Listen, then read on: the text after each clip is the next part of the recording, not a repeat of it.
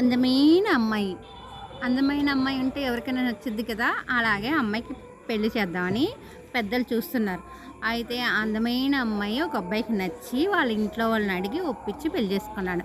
పెళ్లి చేసుకున్న తర్వాత ఇద్దరు చాలా సంతోషంగా ఉన్నారు. లైఫ్ అలా కొనసాగిస్తున్నారనమాట.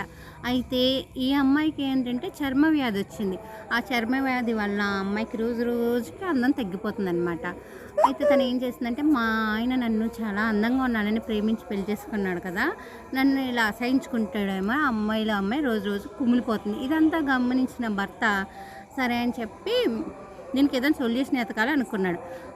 కొన్ని రోజులు అలా కాలం గడిచింది. అనుకోకుండా ఒక రోజు యాక్సిడెంట్ జరిగింది. యాక్సిడెంట్‌లో భర్తకి కళ్ళు పోయినాయనమాట.